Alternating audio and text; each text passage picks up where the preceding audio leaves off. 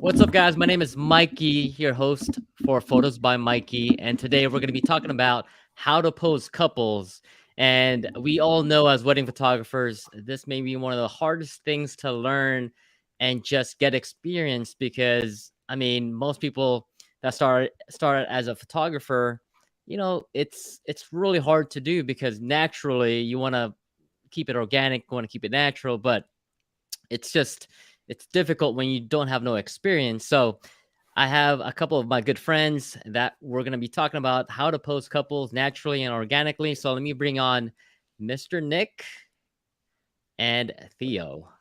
Welcome to the podcast, guys. What's up, everybody? Hello. What's up? What's up? So we are going to touch base first on resources and how you guys have learned over the years. Like, let's start with Nick. How did you get started, Nick, in terms of like learning how to pose couples? Well, I started the fun way. Everybody say cheese. And I, with posing, I watched a lot of YouTube. I was looking on like stuff like Instagram and Pinterest, and did a lot of Googling, and kind of also follow like a lot of the photographers that I was into at the time. And still into. I'd look at their work on social media, stuff like that, and kind of replicate it, practice it, note it down, maybe take some screenshots or stuff like that. Awesome. So, yeah. Awesome. How about you, Theo? Yeah, so basically the same, just taking inspiration from other photographers and learning certain cues to give couples to make it more natural and seem more organic and not so posed, because that's the kind of look that I like to go for. So most of it was through YouTube videos, Instagram, even TikTok, just seeing people pose other couples and just anything for portraits. And did both of you guys like watch a ton of YouTube when you first started out? Oh, hours, yeah. hours of YouTube. Yep. So who's Wow. your favorite photographer when you started in the beginning? Yeah, when I started, it was definitely Brandon Wolfel. Oh yeah. He was really good with the neon lights. All his poses like stood out on Instagram. If you saw his photos, you would know it was his. So I just took a lot of inspiration from him when I started out. Nice. How about you, Nick? Definitely John Branch. John Branch was one of them. Oh man, what is her name right now? Vanessa Joy. Vanessa Joy is one Oh that yeah. I watched religiously, and also Taylor Jackson. Yeah, and Taylor then Jackson. yeah, and for portraits, I was religiously watching. Using that word a lot. Manny Ortiz. Oh, Manny, Mm. yeah. Really good for portraits. Yeah. I mean, there's so many really awesome photographers on YouTube. It's crazy. Like, I mean, even more so now. I think when I first started, I got into Pi Jirza. His approach, his framework. He has tons of good info on his YouTube channel. And also, Big I don't know time. if you guys, Yeah. Jerry Guiones. I don't know if you guys know who that is. He's Yep. more of an old school photographer. A very like luxury style approach to it. He really just he kind of reminds me of like when he actually poses couples. It's very specific, you know but it's very natural too. Like I see a lot of photographers that are kind of old school, but it's like too outdated. It's like it's dude, like those poses is like no one wants to see those poses anymore. um and so, but yeah, like John Branch, Vanessa Joy, Taylor Jackson's pretty interesting though. Like I don't think he really like his style is very, very carefree, Hmm. Hmm. Um, Yeah, he's kind of got a similar vibe to John Branch, which is the vibe and the posing that I tend to go into, which I'm sure we'll get into in a little bit, but which is a more control candid, as John Branch would say. Control candid and kind of let them do their thing. And I think Taylor Jack he definitely does some more like a little bit more mhm. posing than that. I've seen some stuff that looks pretty like it's something you would see like in Vogue or bridal Vogue and all that stuff. Hmm. But Yeah. Another photographer that comes to my mind is oh my god, what's his name? He's from Texas. Well, oh my god, I can't remember his name now.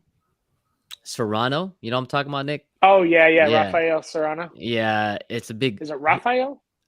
I think it's a different first name, but he uses a lot of like wide angle shots and a lot of lighting.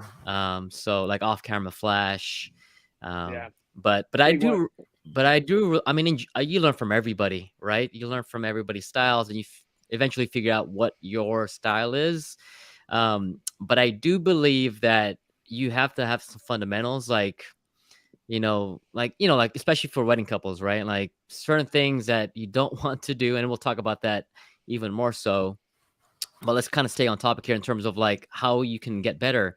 So, I mean, there's so many ways you can go about it. You can go to styled shoots, workshops, right? You can go on Facebook groups. A lot of people always like post stuff about like their style, their approach. And for me, I learned just through just practicing with having family in front of my camera. I'm not sure if that was the same for you guys. Yeah, family members, cousins, friends of friends, and kind of. I actually started out with the portrait stuff, going to local businesses and asking if I could attempt to up their portrait game, their portrait game or their social media presence. Give them some free headshots and group photos and stuff like that for their businesses. Nice. Yeah, same. Definitely just practicing a lot with friends and any family that are willing. Doing styled shoots and anything I can, copying, showing them a pose on my phone during the shoot and be like, hey, can you try to do this? And then learning how to say the right keywords to get them into the right position. Oh yeah.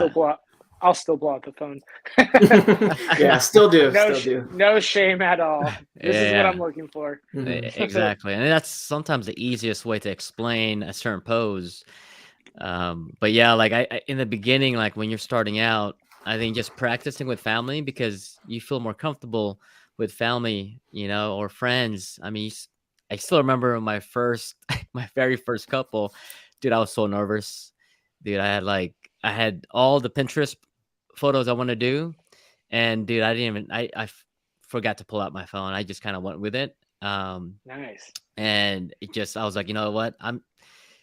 It's like almost like how would I describe it? It's like, because it's your first time doing anything, right? Like, let's say your first time meeting the couple, so everybody's nervous, and if you're starting out, like, you just want to make them feel comfortable, but right. you're super nervous, so it's like it comes out and you get flustered, right? You're like, dang, okay. I remember when even with Nick, when I second shot for Nick for the first time. Right, Nick? Yeah. So like, it's sometimes even I do forget, like, dude, I can't remember exactly like certain poses to do. So, I mean, that's why and we'll kind of touch base on like an app later on about like ways to help you, right? Like Pinterest, and Unscripted. Okay, we lost Thea for a second. Yeah. I actually will tell my clients and couples, or my couples today, that I have this person second shooting for me, or even when I'm throwing out there about having a second shooter, I'll even mention, like, I'll have them with me during the portraits, the romantics and stuff, and to kind of bank off ideas, and really ask, them what they want, bounce ideas with my second shooter and assistants, stuff like that. So yeah, because it can get pretty overwhelming. Yeah, absolutely. So let me ask you guys about second shooting, and was it beneficial for you, Theo, when you started second shooting for other photographers? Definitely. And, what, like, was it like a game changer when you started like just second shooting? Because like you see like the behind the scenes, right?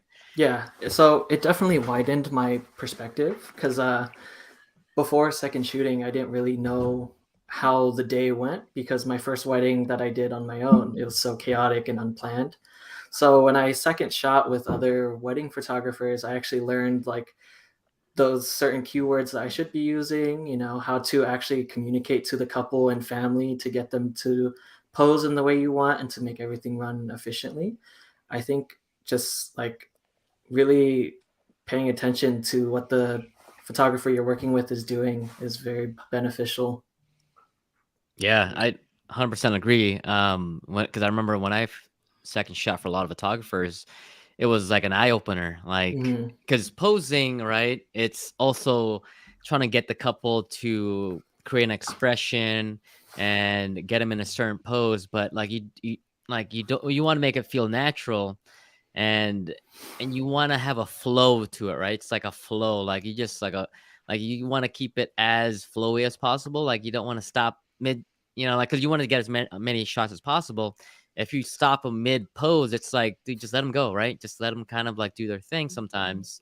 And that's one of the things I learned from other photographers was just like, get them in a certain pose and then just change it up slightly, like the hand position or the head position. So you get like multiple photos in one pose, right? Mm-hmm. Yeah. I know second shooting for you, I think you were the first, Mike. I think you were the first wedding photographer that I second shot for. And it started just the minute you pulled your gear out of the car. I was like, oh, dang, that's a great idea. Just how you had everything organized a certain way. I was like, just taking notes down and going into especially the posing aspect of it. A lot of times with my first couple, we got to the shoot and I was so excited because I had my lighting, I had my cameras, I had all this stuff. I knew the exact look that I wanted, and the last thing I had thought about was posing the clients to one of the what I know the scene I wanted, the composition, but especially with couples, it's a whole different ball game. You're working with two people, like, showing what is the story, what is their story. Yeah, absolutely. And also, I mean, there's so many different factors too, right? Some couples are different heights. Some couples are, not as thin, or, Right. and some couples are more shy, more introvert. Some are very, very extrovert. So it really depends on their personality too. Like there's so many factors. So like you have to keep all that in mind while you're out there photographing with lighting, with your gear. I mean, it's like that's why practicing and knowing your gear, number one, is like key. And then having the poses in your head already that you know how to do makes things flow easier. I think one of the biggest challenges for a lot of photographers is when they don't have a system, right? Like an approach. So I follow Pi Jersey's approach because it just keeps it super simple, and you get so many shots in a certain way. And if you guys haven't, for you guys that are watching this live on YouTube or even on the record on back end, check out his YouTube channel. He has a ton of good content of like his framework. So I basically just follow his approach because it fits the wedding day so perfectly. Like when he talks about like the V position, right? Having the couple hip to hip, that's like the most flattering. Yeah, like the most flattering pose. And also that's the pose that I pose my wedding couples for all the wedding family formals and the bridal party. So now they already know what to do on the engagement session. And then when it comes to the wedding day, it's like, okay, they learn that pose, and then so on, so on. And it's the other part to that too is like also educating them on how to pose based on your style. So let's ask Nick on this one. Like Nick, what's kind of like your approach when you have your couples for an engagement session? Because that's the first time you're gonna meet them, right? And so what's kind of like your approach from the beginning when you first meet them? Immediately meet them, greet them at the car, and try to meet them in the parking lot, walk together, have that conversation about how the wedding's going. Try to loosen them up. Try to Hold on, Nick. focus So on. is there some background, like TV or something in the background, or is that Theo? It might be me. Hold on. Yeah. Give me Well, once. let me pause Theo. Sorry, go ahead, Nick. Oh no, you're good. Yeah. So now I don't know what to think because the noise isn't there. Just no. Yeah, I try to get with them immediately before just meeting at the location. I meet like from where we're gonna start shooting. I try to meet with them, walk around. While I do that, I kind of look around, get an idea of where I want to photograph, where the light's coming in, stuff like that. But immediately try to start off with a conversation, ask them about the wedding, ask them how their life is going. We're going to become friends by the end of the wedding night. So, yeah, just kind of bring that into it immediately. Go from there. Walk to first location. I usually try to bring them to locations I've been to. If I haven't been to a certain location, I'll try to scout it ahead of time if I can. But bring them to the first spot. Usually, immediately, we're all uncomfortable. We're all kind of on edge. So I let them know. I break the ice immediately and let them know this is the most going to be the most uncomfortable part of the day. So let's just do the cheesiest, silliest, or even the most serious, whatever. Let's just get into it. Just have them stand together, smile, and then I let them know after they do that, they get a feel, kind of reassure. It's not. I'll show them how beautiful the lighting's looking, and they usually start to warm up then. And then I let them know, okay, the posing. I explain to them again because I'll explain this in my consultations. My posing, my approach is going to be. I love the candid look, but we're definitely going to do some pose stuff, and I'll let you know. But we're not going to do that quite yet. We're going to do some very simple basics, stand together and smile. And I usually start off with Pi Jersa's V. Oh, by the way, going back to Pi Jersa, for those of you on YouTube, he does a lot of collaborations. His main YouTube page is SLR Lounge. Just throwing that out there. It's SLR Lounge. But I usually have them immediately go into that V or like this. I'll have them, put their arms around each other, around the waist, whatever they feel comfortable. Just kind of come in, give me a few of those smiles. Some of those are the ones they love the best, actually, from the very get-go of the session. They love the simple. They're just together. That's the ones they'll use for their invitations and their save the dates or the big photo that goes right at the front by the reception area, and usually just kind of go from there. And then again, every so many, I try to show them what I'm working on, what I'm seeing, because they see me shooting, and I also reassure them with words. I'm letting them know that you guys, this is so beautiful. You guys look amazing. I feel the love, and I try to keep it authentic. I think it was actually Pi Jersa that said that. Don't give false compliments because everyone will know. So if there's something to be fixed, I have no worries at all to let them know. Oh, we need to change this, or I'll let them know like this is about you guys. Look at each other. If this is uncomfortable, why don't you guys go and look at each other? Maybe give each other some kisses, and we won't focus on that for a minute. And I'll catch them as they're doing that, and I'll let them know I caught the behind the scenes of that, and here's the photos. And usually those two get people really going on that. So yeah. Nice. Yeah, that's awesome tips, Nick. So Theo, like in terms of how you approach an engagement session for the first time, right? Because that's how you meet your couple technically for the first time, and that's when you start initially taking photos of them. Mm-hmm. So kind of give us your approach when you do an engagement session. Yeah, so I think my approach is really similar to Nick's in that, like, I'll usually meet them in the parking lot and then walk to the photo location together, just so we can have that brief conversation, get more comfortable with each other. So it's usually just meeting them, walking to the location, and we'll get there. And first it'll start off like they'll be a little uncomfortable, but as the more we do it, they start to loosen up. They're more comfortable with each other in front of the camera and everything. And I think for me, it's this is one of the harder things for me when it comes to photography is posing and making sure that the couples feel comfortable and know what to do. Because I can have an idea in my mind, but sometimes I'm not exactly sure how to execute it. But just working with a couple and getting laughs and smiles out of them and being able to capture their love on camera is usually more than enough, and it shows in the pictures. I think just getting super comfortable with the couple is a huge benefit when it comes to the shoot and everything. Yeah, 100% agree. I think it's even more so when you have like couples are very shy or insecure. Like you really have to make them comfortable.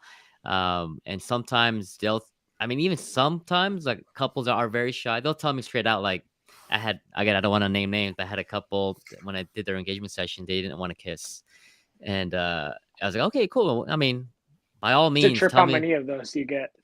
Yeah, because they're so shy, they don't want to do it in front of, and it was at the beach. They didn't want to, they Mhm. didn't want to have people watching them kiss and stuff like that. And I think this was in Treasure Island in Laguna. And yeah, there was a lot of people out there, so we had to keep it kind of like PG. But yeah, it just really depends on the couple and different factors, right? But I still believe that regardless of like the type of couple, you need a system to follow, because what if like you have brain fog and then you don't know the next pose, right? Because then your couple's like, man, Mike doesn't really know what he's doing. Like they feel like less confidence in my posing. So one way that I found to kind of have those fill in those gaps is to just keep the conversation going. Like you don't even have to talk about posing, just keep the conversation going, talk about something else, or make some, just talk about the wedding too on during the engagement session. It's just a great way to fill in the gaps, because maybe sometimes you need a minute to kind of rethink your pose, and then it'll come back to you, right? And those are like the hardest moments, because like you're you get stuck, and then you got to kind of Yeah. reassess, like, hey, what what I do next, right? You ever had those moments? Yeah, Yeah. I think what you're saying earlier is like having a good system in place, and I think what helps during photo shoots with couples is having a go-to, maybe 4 or 5 poses that you can just keep doing in different locations, maybe, and changing it up in the slightest ways, so that one, like you'll get all these shots that you need, and two, like if you seem confident to the couple, then they'll be more confident in you and your work, and they'll be a little more comfortable in your poses. Yeah. Yeah, definitely. Yeah, I going back what you were saying about the keeping the conversation going. I will tend to ask my couples immediately, like, what are their comforts, what are they comfortable with, and if I tend to notice some, like you're saying, some very shy, not necessarily, into this, I will usually ask. I'll say, so how bad was the traffic coming out here? And 9 times out of 10, especially out here in SoCal, they have something to talk about their drive, and it kind of gets everyone laughing and going. And next thing you know, the ice has been broken. Exactly. Yeah. Exactly. Yeah, let's talk about a little bit about posing same sex couples here. 'Cause I know, let's actually touch base on Nick with this one, because Nick's the go-to. I think Yeah, you've probably done a little bit more than I have with same sex couples, but I do have some experience as well. yeah, I think that's I think that's probably one of the most difficult um, type of poses you have to do, because again, they're same sex, so you have to keep in mind like the hand position, things like that, and they're probably even more insecure about certain things, right? Um, so Nick, what's kind of some of your most difficult parts of posing same-sex couples?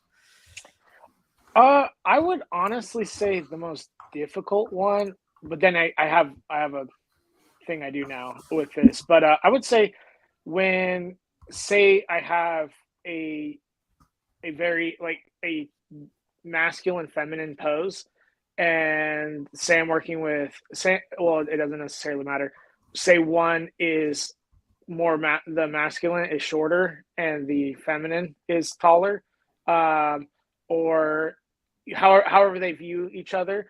And I am used to, I have this specific pose to do this, but they want to do that.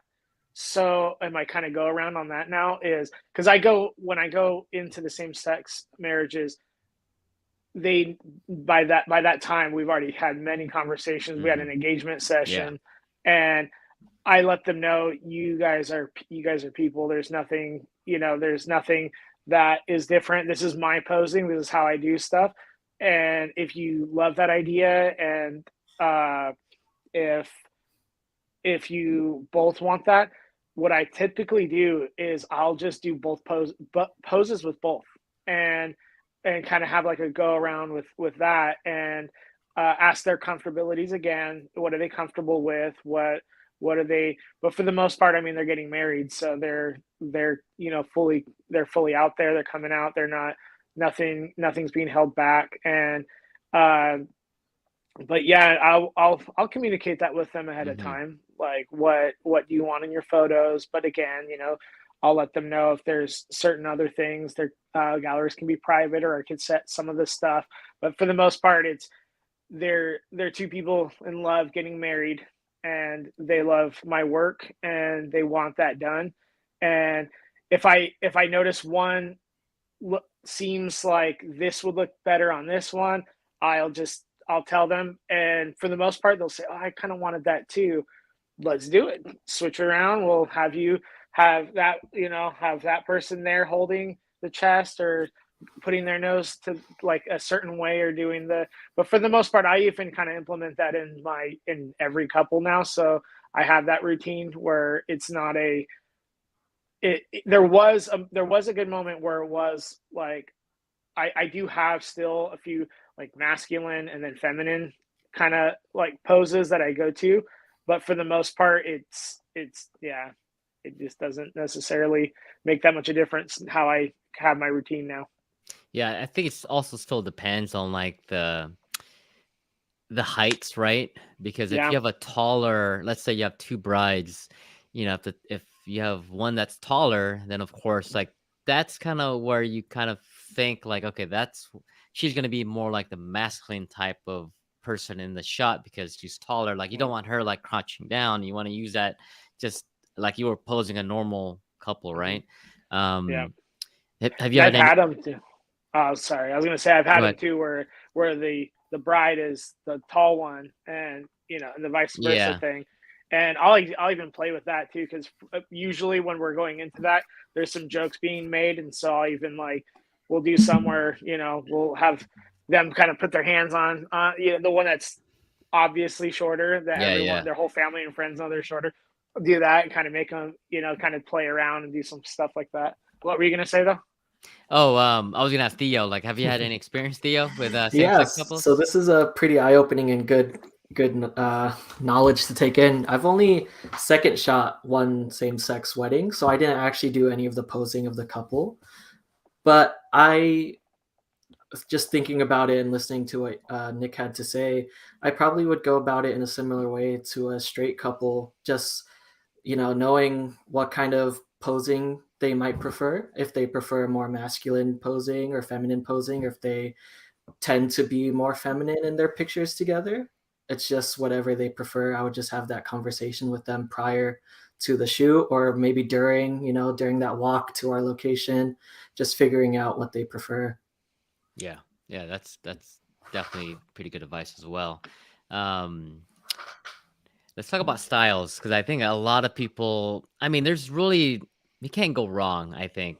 I mean, there's unless you just don't get tack shot photos, then that's on you for on the technical side, right? But posing, it's like once you get the fundamentals down, it's like you can pretty much do whatever you want, and it really boils down to how can you provide the type of photos that really matches your style and what the clients are wanting, right, for their wedding day or an engagement session, because they see the photos on your website, and then if you can't deliver those similar photos, then like they'll be confused. So But in terms of styles, like there's a lot of people that have very, very like candid styles, right? Like they're not even looking at the camera. And like, so that's one style, right? Another style is very posed.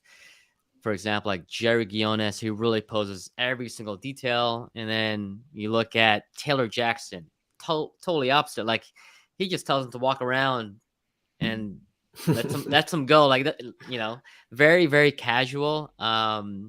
What's another style I can't think right now? I was gonna say, if you guys haven't heard of them, the Kitcheners. Oh, You guys okay. look into the Kitcheners. Yeah, I'm Okay. very into them right now. Okay. Actually, George and Sam got me into the Okay. Kitcheners. Yeah. Oh, you know what's another, I think, really cool stuff. I mean, you and there's several photographers like this, like two-man studios, right? You have oh my God, I am Sam. Yeah, we'll try to post all their links on the description down below. But yeah, they're very, very like, what's the word to describe their photography styles? It's almost like candid with environmental, right? Because most of the shots are wide and they're just kind of doing their thing. They're not really even like in the center frame, right? But yeah, so many styles. So with Theo, like describe like kind of like your style, like in terms of your approach to the posing. Yeah, so I think I took a lot of inspiration from Taylor Jackson, Yeah. even when it came to lens choices. He shot with an 85 a lot, and I tend to do the same. And his reasoning is the same as mine because it has more reach. You could be a little further, especially for those candid photos. He's introverted. I'm very introverted as well. So I tend to go with candid style photography, just giving them a cue or an action to do so that, they do, like, let's say, walk around, act like you're drunk together, act like you're having the time of your life, instead of doing like super stylized posed photos. I tend to go with that because it's more comfortable for me. I feel like most couples are comfortable with that too, just because, not most couples, their first time in front of a professional camera is their wedding day or engagement session. So I think like just making it a fun time for them will show through the camera and will result in very, very natural and good photos. Nice. How about you, Nick? I like that, Theo. That was great. Thank you. Yeah. So yeah, for me, with my style, going into it, my style, I would say again, is a very candid and controlled candid style with very minimal posing.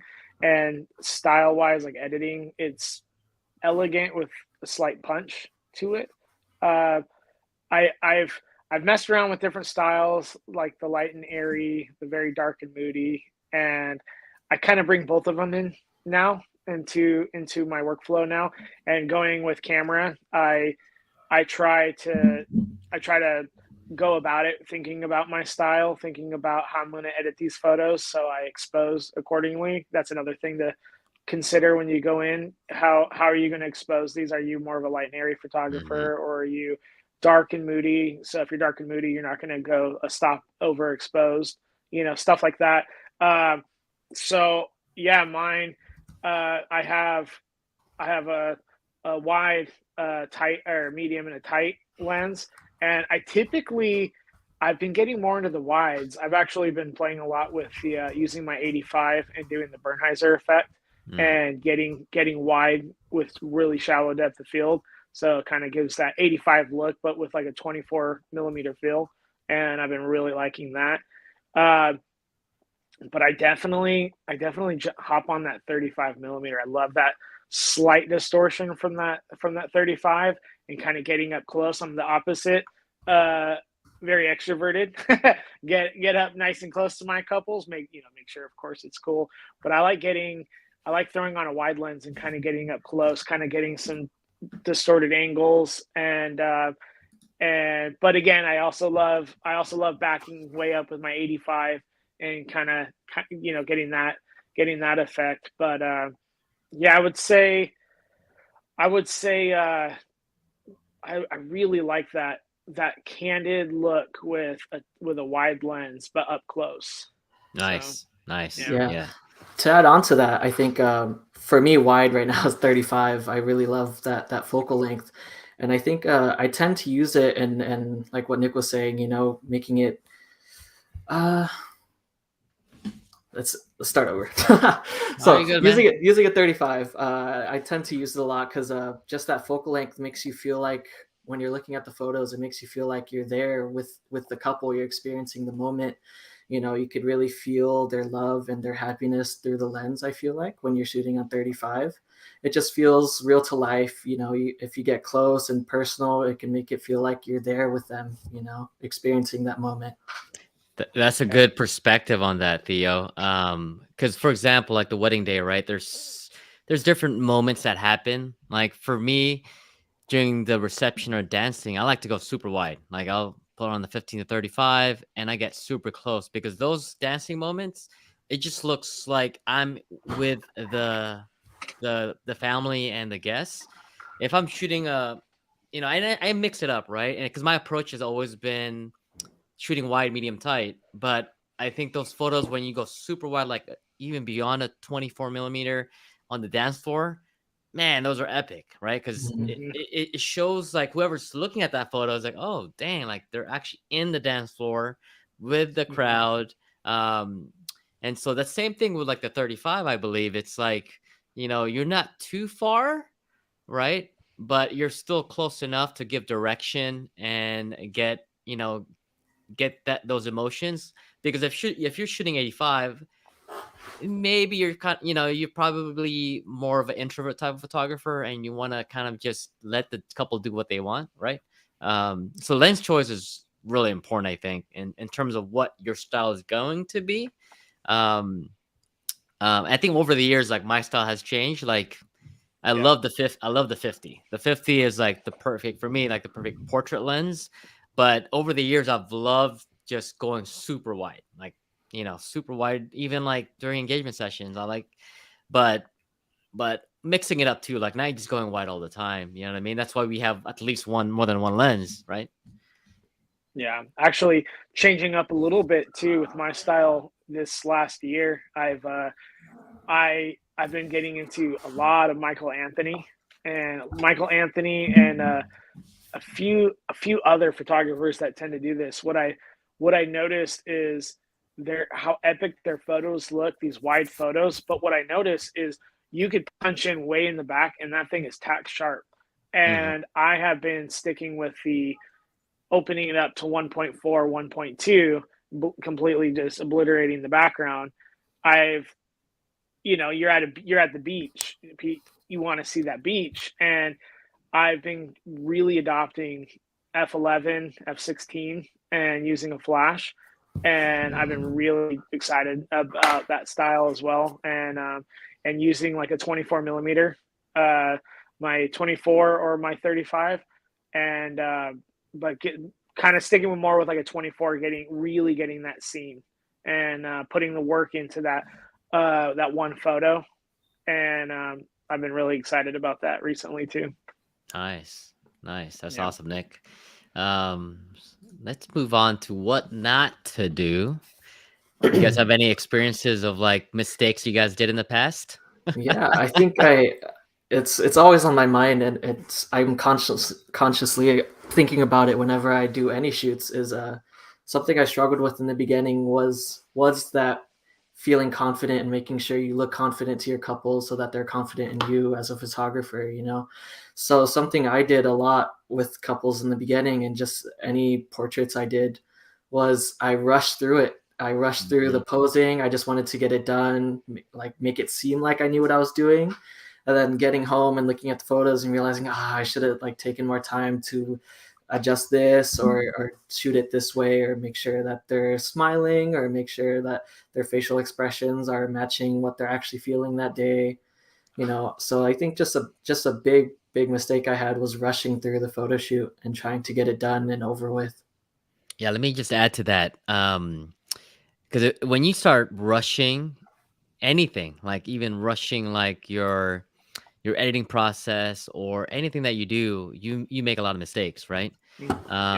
And from the client's perspective, it's like, why is he forcing us to go so fast? Like we have an hour long or 2 hours long. So now their perspective is like, man, like does Theo have to go back to like home or something, or he has another appointment? Or yeah, that's, if I was a client, I was like, maybe he has another appointment like right after this, right?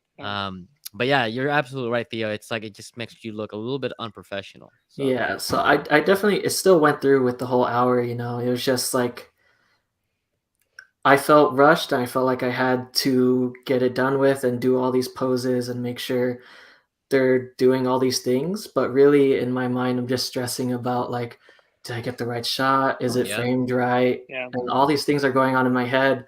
So I struggled with in the beginning, just, you know, really, I think it made me plan ahead more. Just plan ahead and know what I want from the shoot before actually being there and shooting with the couple. Exactly. Yeah. How about you, Nick? I got a few of them. Number one for me was not pushing my couples, not pushing them to go to try different locations, try different things, kind of just leaving it all up to them, not taking as asserting myself into the shoot, and kind of, because I was nervous, you know, I was nervous and was kind of letting them control, you know, and so that was a big one. There's a lot of locations I could have. I think I did Treasure Island, like you were saying, and I stuck to this one spot that I knew of instead of taking them over. Let's go over there, because I know they were kind of like, oh, all right, you know, that's cool, you know. And instead, I was like, yeah, that's okay. Well, it's good hanging with you guys. We'll see you. Talk to you soon. Instead of being like, dude, there's a spot over here that's banger, you know, and let's just try it. What if you could just take a peek? You know, and I do that today. Sometimes they'll get couples that are like, "Oh no, you know, want to go?" Like, "Oh, just here's on my Instagram." All right, let's go over there. And you know, this is as much as important it is for them. It is for you and your portfolio. But once they get those photos, they'll never regret taking a few more steps that way. Another one is just thinking that you charged your gear, that you don't check it before you head out, and thinking that you have everything, and not doing like triple and quadruple checks. forgetting your straps, and getting out to the location and you have 25% left on your battery. And luckily with, you know, Sony and Canon, you got a 25% could last you almost a wedding. But found that one out.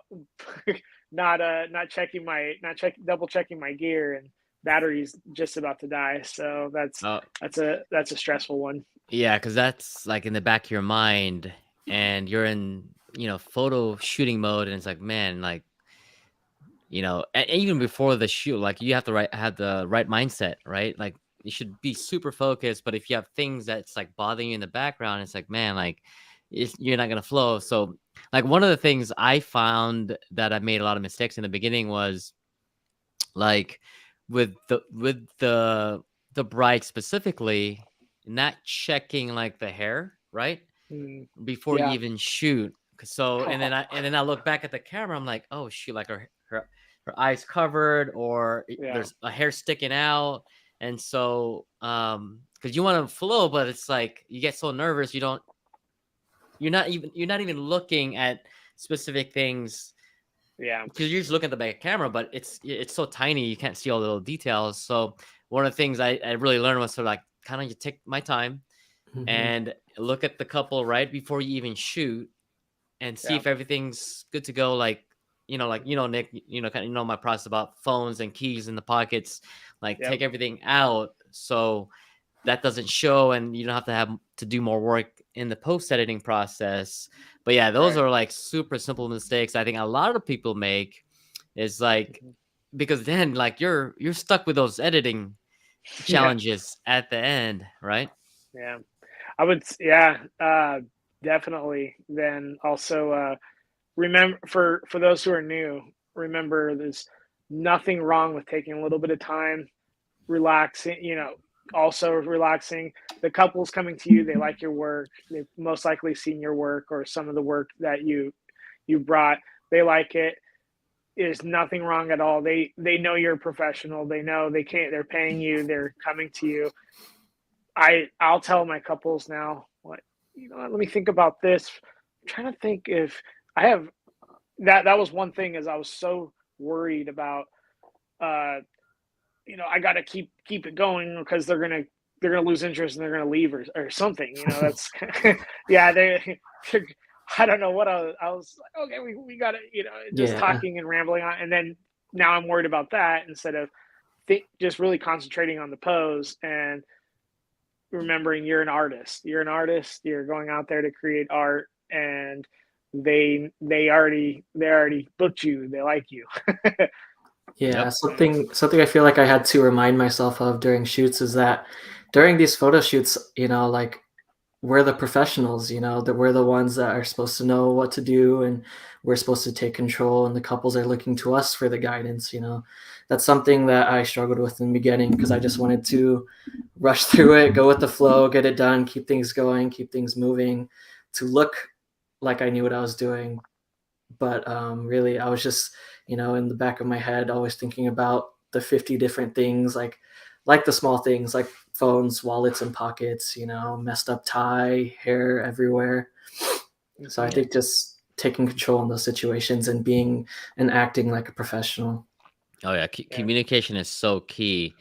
Being able to give them correct direction, be very assertive, be very precise on what you tell them, right? Because an hour seems like a lot of time, but it really doesn't. It's not enough time sometimes, especially if you have multiple locations. Especially for the wedding day. You'd be grateful if you had an hour with a couple, right? So sometimes you do feel rushed. And so like all those little things add up. Like you got to know from the beginning, like, okay, is their phone, their wallet? Did they take off the lav mic? All those little things. But at the same time, you want to, communicate confidently, right? You want to make sure like the couples know exactly what they're going to expect. So one of the things I do is kind of explaining the process, right? Mm-hmm. When you're taking that photo, explain the process, what we're going to do. Even from the beginning, like when I do an engagement session, is like, okay, we're going to hit 3 different spots. We're going to go here, probably spend 10 minutes here, do some photos here, and then we'll come back full circle, and then we're done. Because now you're giving the client some expectations of what's going to happen, instead of like you walk in and they have no idea what you're going to do. Now they feel more comfortable and more relaxed, because they're nervous too. They're super nervous too, especially if like they're very introverted and shy, right? Right. So let me ask you guys this. Tell me some of the ways you guys keep your clients comfortable during the photo shoots. Yeah, I think just making small talk and talking about anything, any hobbies we might have in similar, any shows we might be watching, what's going on in social media at the moment. Just having, like personal conversations, even like asking what they do for work, how's life at home, or maybe not life at home, a little too personal, but just getting to know them as people, because at the end of the day, you're creating a relationship that's going to be more than just client professional. You're going to be spending a lot of time getting to know them throughout their wedding day. They're one of the biggest days of their life. You're going to be with them throughout almost the entire thing. So I think just getting to become more than just client and photographer and becoming like friends, makes it way easier. That's great. Yeah, definitely. I just try to give them hugs. No, I'm just kidding. No, same approach. I'll actually try to, when I'm scouting a location, something that's really easy, because you're constantly thinking about what you're doing in that moment, right? You're out doing their engagement or their wedding photos or whatever the photo shoot is.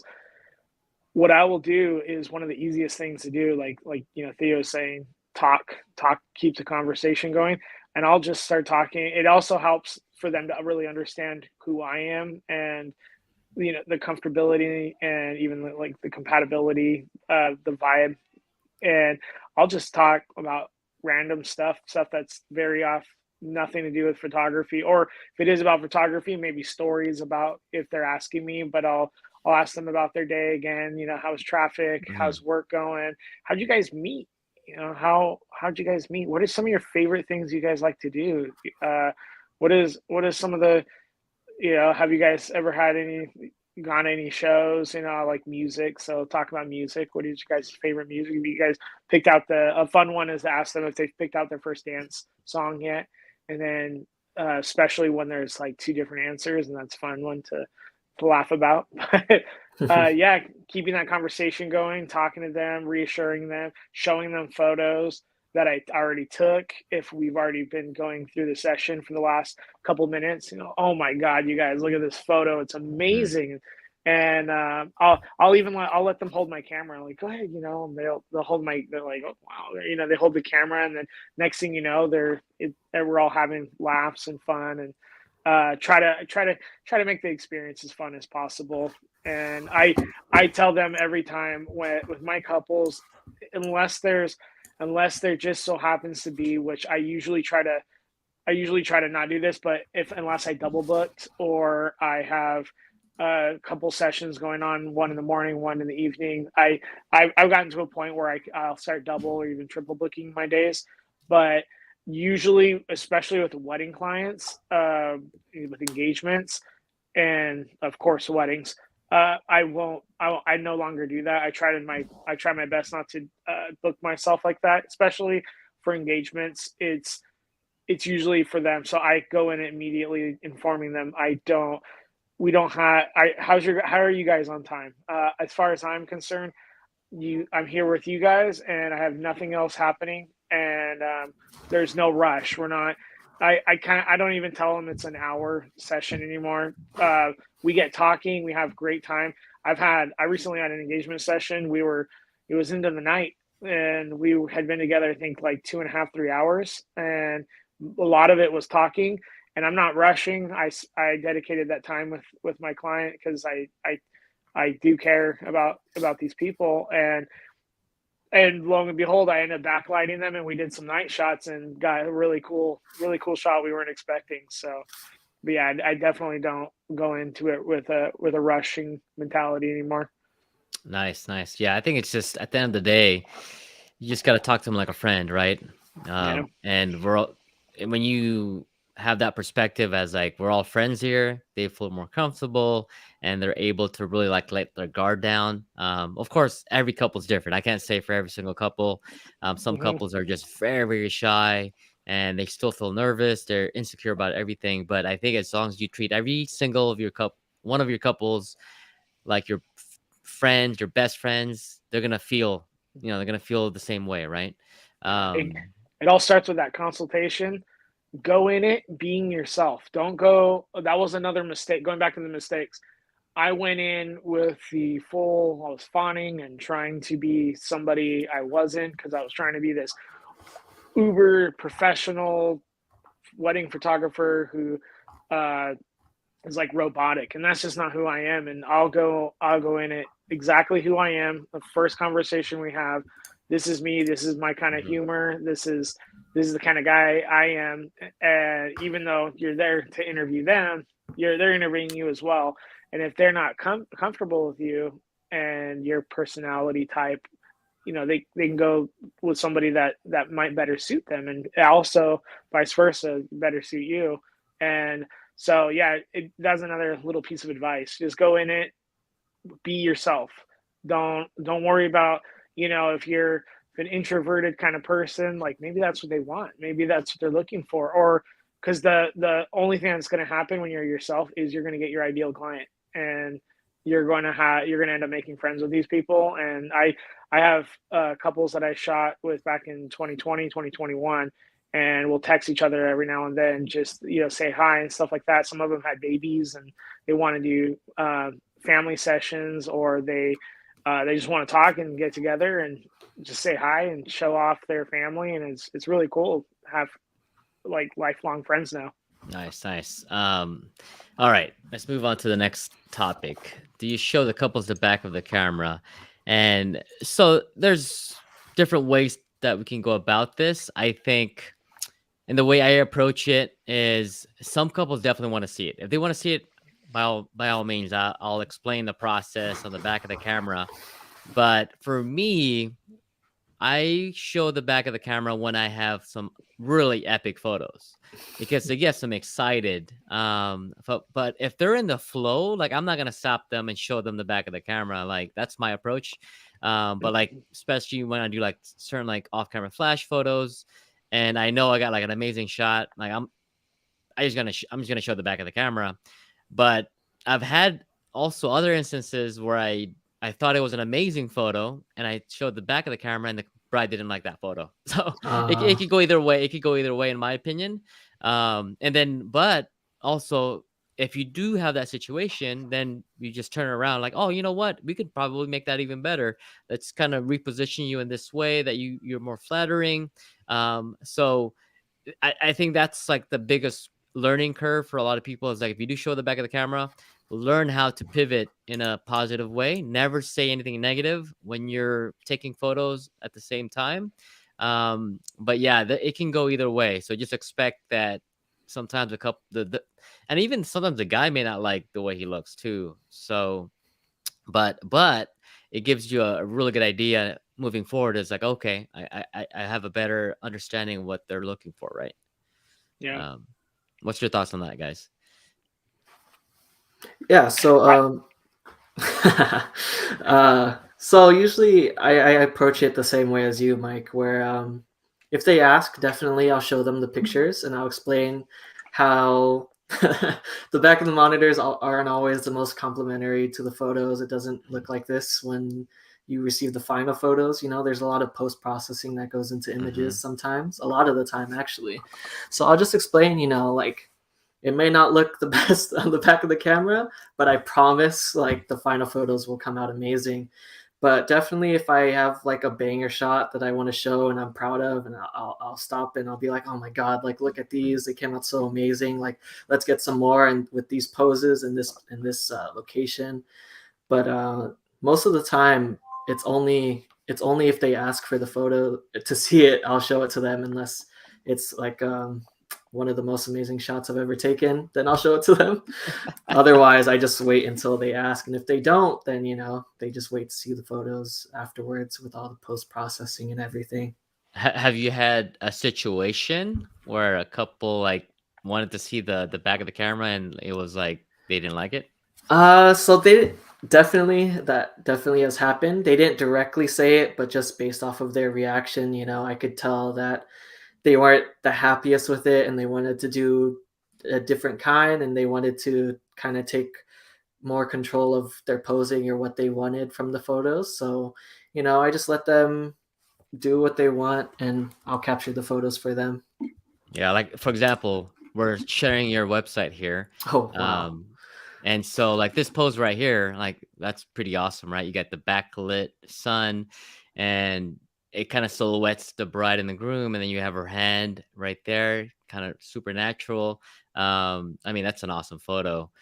Thank you. Yeah, so like those are epic. Like that's just the type of photos like I get excited and I'll show the the back of the camera, of course, but like you were saying, like it's not the final product, right? It's Yeah. still kind of has to be edited.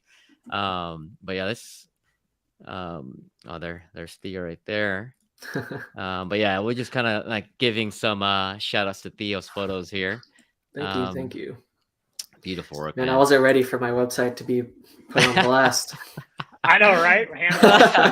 Well, you're up next, Nick. So yeah, so Nick, well, have you had any experiences with couples like that ask you to see the back of the camera? Yeah, definitely. Actually, that's part. I know I was saying that a little bit ago. That's part of my workflow with the couples. Is I actually personally I love showing them the back of my camera. And actually, that's kind of a funny part too, because Sony, man, they make those 4K TVs and 8K TVs and stuff, but they love making the worst LCD panels for the back of their camera. And I'll tell my clients, and that's another thing I'll do is I'll let them hold my camera and I'll tell them, I'm just letting you know this shot is a banger, and I'm super excited. That screen looks terrible. Look inside. And that's another thing. The couples will look inside the camera and they're like, "You can see the photo inside here." Like, wow, you can Right. play this. I'm like, yeah, yes, you can.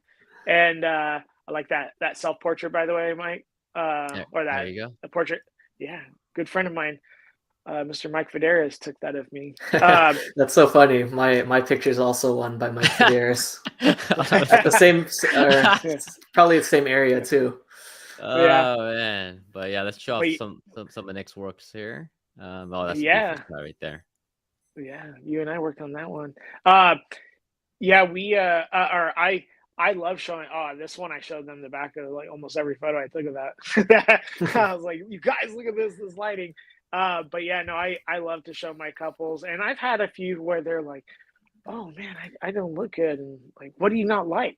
What is it? Because I think you guys look amazing. And she's like, oh, this isn't my good side, and that's another part of my workflow now. Do you guys have a good side? But for the most part, I tell my brides like, uh, brides or grooms, if you guys have a good side, it's your left side now. For the grooms, more it's the right, because the ring. Let them know, like, if you're gonna get your nails done, it has to be your left hand. I'm going to be putting a lot of focus on that finger, but I I definitely love showing them, and yeah, going back to like what you were saying, Mike, I've had a few couples that are like, oh, I'm not feeling that, I'm not, because of this or that. Well, this spot is ideal. This is a beautiful photo. What exactly is it? And then they'll kind of, well, it's this and that, and just adjust from there. Like you were saying, just be ready for that to happen. But for the most part, again, yeah, no, I love showing them the back, and it's also reassuring. Like I think it looks amazing, and for the most part, my couples, they trust my word. So Nice, yeah. awesome, man. So a couple more topics here. Any advice or tips for new photographers that are starting out, especially in the wedding industry? Like, what would you guys advise them to do if they really want to like learn as fast as they can? Let's start with Theo.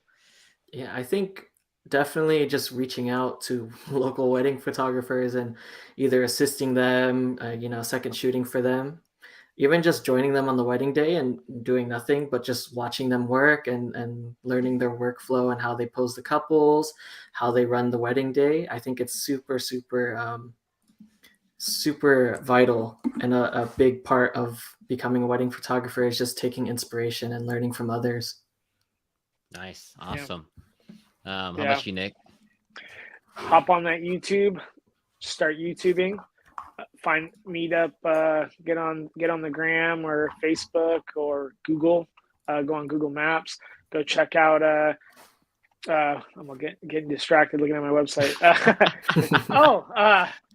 Get on the gram and get on Google. Go look up some local wedding photographers or engagement photographers. Uh, Definitely people that you're digging their style, because you don't want to just go find any randoms, and you're not vibing, or that style isn't necessarily what you were hoping for, something like that.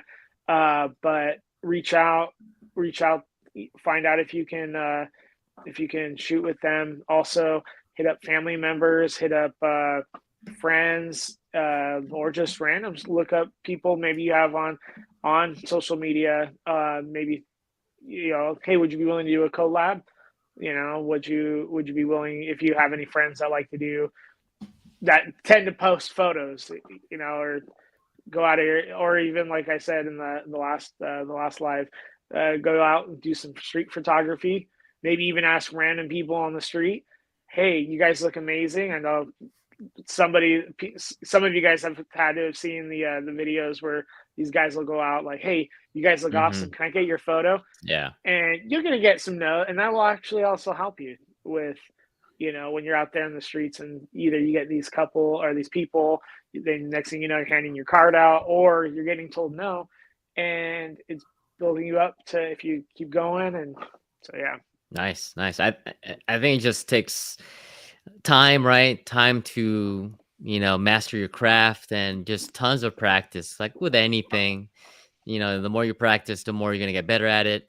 If you don't practice, I mean, even for me, sometimes, like during like the slow season, when you don't have anything going on, and then a month later you do a wedding, it's like, oh shoot, do I remember how to pose a couple, right? So it's like you kind of have to really live in it consistently to really just get it down pat. But for those that sometimes forget poses, let's talk about Unscripted, because I think it's a really cool app. For maybe people that are needing some kind of guidance, and it's a cool way. It's almost like Pinterest, right? But it's more specifically geared to photographers because it gives you exactly what you're looking for. So if you guys don't know what it is, basically it's a mobile app that I think it's free to a certain extent. For the pro version, I think I don't know if it's like $10 a month, $20 a month, but it gives you way more choices to look at. And one of our good friends, Sylvie, was shout out to Sylvie. She was featured on that app, which is super awesome because they're always looking for new content, right? New poses. But it's one of those apps that's kind of cool because if you need, like, let's say you do an engagement session and you just need some inspiration, because sometimes that's all I need. Sometimes it's some inspiration, maybe to try some new things. You look on there, I was like, okay, cool. It matches exactly the location. Let's try that out. So have you guys had any experience with that app? No, not personally. Oh, not really? Okay. Yeah. Give it a try, because it's free, but it only shows you a certain amount of poses, but it's kind of cool. Let's say you're looking for same sex. He has same sex couples on there. It's broken down. He has like candid style. So it's kind of cool. But it is, it's limited to a certain point. So, but yeah, it's really cool app. So another one, of course, I think a lot of us use is Pinterest. And so I do want to ask you guys this question, because sometimes you'll have couples, like, they'll send you a Pinterest board and that's what they want. And they kind of like, can you recreate this photo? But it's like not really your style. How do you guys approach that in terms of like on the photo shoot day? Let's start with Nick. I let them know immediately that I can recreate the pose and I can recreate a similar maybe background, but it's going to be with my style. It's going to be with my sort of lighting. And again, here's my style. And I just reassure them that I can do that, but it's not going to be exactly that, because that also comes down to editing, and I don't edit that way. This is the way I edit. Or maybe I can't. If I can, I'll tell them I will do all of those pictures and recreate those and go from there. But yeah. Nice. Awesome, man. How about you, Theo? Yeah, I definitely would go about it in a similar way where like I can recreate anything they show me most of the time, but it's never going to look exactly the same. And I'll let them know, like, you were in touch for a reason. You liked my style, you liked the photos you saw on my website or Instagram. So we can recreate certain things, but we'll still go about the photo shoot and we'll still do the things that I normally do for my own work. But I'll still, if they want to do a certain pose or want it to look a certain way, I'll do it for them. But that's just something that I'll throw in with the rest of my work and still go about the day normally. The shoot normally, yeah. Last one here. I think this is an interesting one that not technically during the photo shoot, but maybe after. Hold on, let me just type this in. All right, here we go. Retouching. So what we're talking about here is, like, let's say you finish the photo shoot, or even sometimes couples will say like, oh, can you get rid of my double chin, or can you get rid of my acne? Can you get rid of, a lot of things can happen. So I want to kind of get you guys' perspective on this, on how you approach that, because we know that it takes a lot of time when you're looking at like 50 to 100 photos and they're expecting you to maybe retouch their skin. That's a lot of time you have to put in. So Theo, like, how do you approach that when they ask you that question? Yeah, so first I'll let them know, like, thankfully for me, retouching skin is something I actually really enjoy doing and Mm. perfecting, like dodging and burning, retouching. I forgot the term for one of the ways to retouch skin, but anyway, I would Frequency separation. frequency separation. Yeah, definitely that. I actually enjoy that whole process. But if my couples want it, I'll definitely let them know, like, I'm not going to retouch all the photos from our session. You're not going to get a full album of all retouched photos, but I'll let Right. them pick like their favorites, so, ones they really love and maybe want to print and hang up in their home. I'll do it for them without a doubt. And I'll let them know, like, I can do it. I'll let you pick a few favorites if you want more, if you want the whole thing. It'll probably be an additional charge just because, it is very tedious. It takes a lot of time. It's not something I advertise doing, but I'm more than happy to do it. As far as like liquefy and stuff, it's a little more Mm-hmm. touchy. It's something that I will do for them, but it's always I want to make like reassure them that they look great in their photos. There's no need to. If you really want to, I can do it, but just giving them that reassurance that they look amazing in their photos. Yeah, that's always good advice. How about you, Nick? Yeah, same. I let them know I can. And I show them examples of work where I have done it and what it's going to look like with my style, my kind of way to go about it, but it's not going to be every photo. I give them the option. I can either choose the best ones or they can choose, I usually say 5 photos.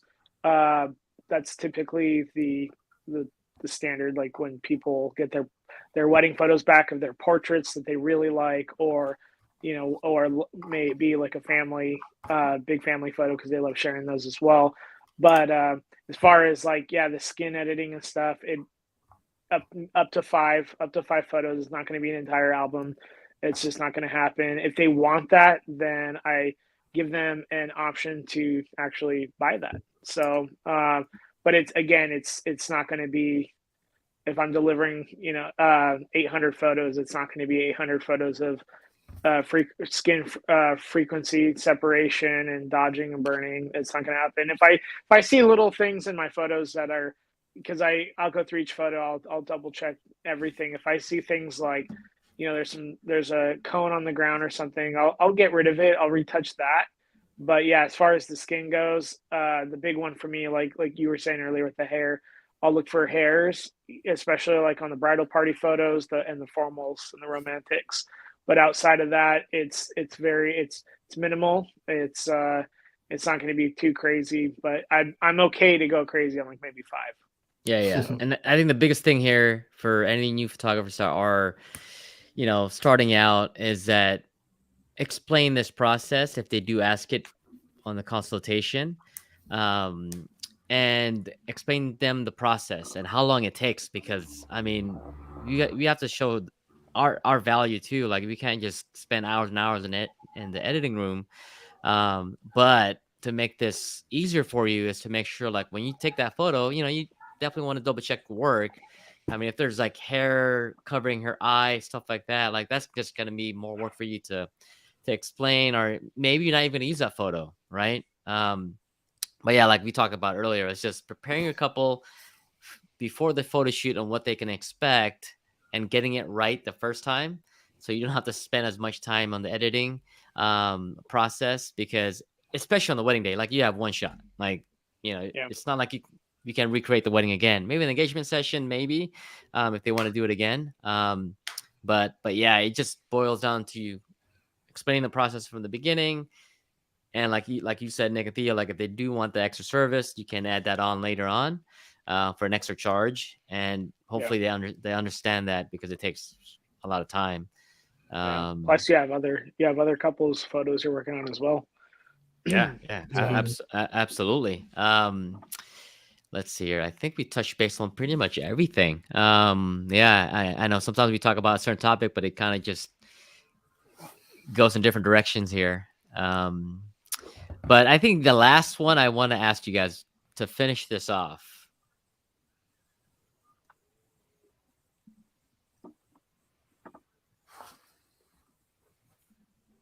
Okay. So when I believe that when you really find a couple that is like your ideal client, man, it makes things flow so much easier, right? And like, because most people that like, I don't know if you guys have this experience, but when they book you with no like hesitation, right?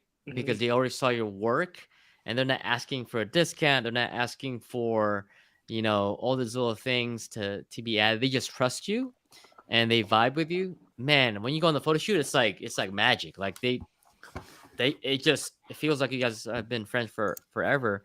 So that's one advice. Like again, that's also another thing we'll touch base maybe on another podcast is like, just trying to find your ideal clients. But when you find your ideal clients and it comes to the session, the posing is so much easier because they know they're gonna trust you, right? So let's start with Nick. Like share some of your thoughts when you found like one of your ideal clients and it just make things like easier for you.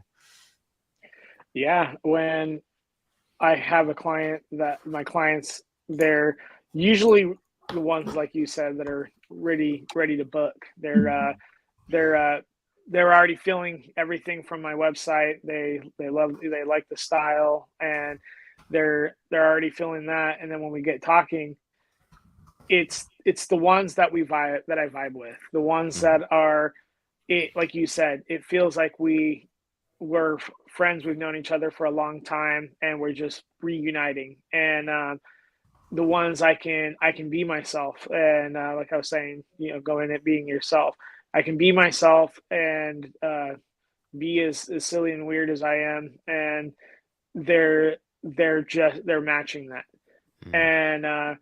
And it doesn't even feel like I'm working with clients. I'm working with my friends. I'm taking photos of my friends or family. And especially by the time the wedding comes, some of them, they'll bring their family with them, and I'm saying hi to their aunts and uncles because we work together, or I went to their house. There's certain things that might happen in between that, and it's like I'm right there partying with them at their wedding. It's not just standing off to the side doing what I have to do. Everything's all business. And but yeah, I would say that's my ideal.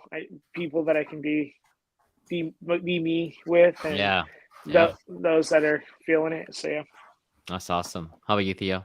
Yeah, I think similarly, like my ideal clients are just couples that tend to care about the art more and understand maybe the work that goes into art or photography specifically. They just understand the process or the effort that goes into it, everything that I have to offer. They're more appreciative of that usually when it comes to my ideal clients, instead of just like the opposite of ideal situations most of the time is just when a couple, their first contact with you is, what's your price? Like what do you have to offer, instead of just like, oh, hey, we were looking around for photographers. We really like your work. We're interested in booking with you or getting to, figure out the packages you have to offer, instead of just what's your price. So that's usually a good like telltale sign of whether or not it's going to be a good vibe and good match for us. Usually my ideal clients are similar to myself in personality. We might have common interests. We might both be introverted most of the time is when I find myself being most comfortable, which is a weird situation sometimes. But when they're introverted and I'm introverted, that's a common ground for us. So just, finding common grounds is something that I tend to lean towards. Beautiful, man. Awesome. I mean, I think we talked about almost everything within like an hour. Even within an hour, it's a little bit over an hour and 18 minutes now. But that was really hard for me, by the way. Yeah, I know for you, Nick. But yeah, I think Nick, for you guys that are watching this, again, let us know what topics you may want to listen to or watch next. But I think for the next topic would be how to book more weddings. I think that would be a really interesting one, especially for wedding photographers, because that's our bread and butter. But yeah, let us know what you guys think. If you guys have any suggestions, comment down below, and we would love to kind of talk about that. If you have any specific questions, by all means, let us know. All right, Nick, Theo, thank you guys so much. I appreciate it, man. I'll Mike, see you. Theo. Yep, I'll see you guys on the next one. See you guys next All time. right. Adios. Hey, guys. Bye.